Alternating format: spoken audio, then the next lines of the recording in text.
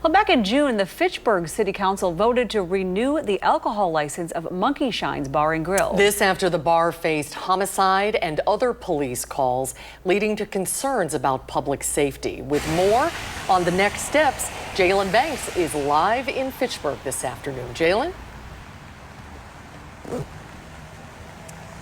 Sarah and Susan, just behind me is what was formerly known as Monkeyshines Bar and Grill in Fitchburg. Now, after a full rebrand, the business will now be known as Cornerstone Grill. Now, just this past May, a stabbing homicide occurred at the business, and this would lead the Fitchburg Common Council to reconsider whether or not they would renew the alcohol license of the business. Now, at that same Common Council meeting where it was voted upon as whether or not the license would be renewed, Fitchburg Police Chief had cited multiple statistics as far as the activity at Monkeyshines business.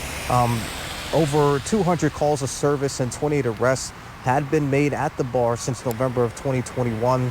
And at the Common Council meeting in June, where the discussion as to whether or not the license would be renewed, the owner of Monkeyshines Bar and Grill had proposed multiple changes to the business to try to distance itself from some of the activity at the business. And this included changing its closing time from 1:30 a.m. to 11 p.m., create a more family-friendly environment through its menu and a remodel of the business, as well as a complete name change, something that we've discussed here this evening.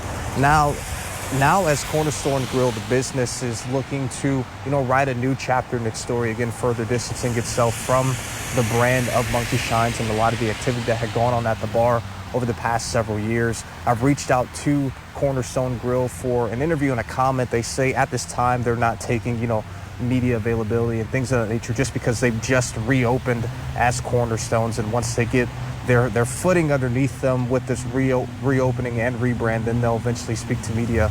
When that becomes available, I'll speak to the business, as I've been following this story for months now. But I'll send it back to you guys in studio. For now, reporting live in Fitchburg, Jalen Banks, News 3 Now. All right, Jalen, thank you.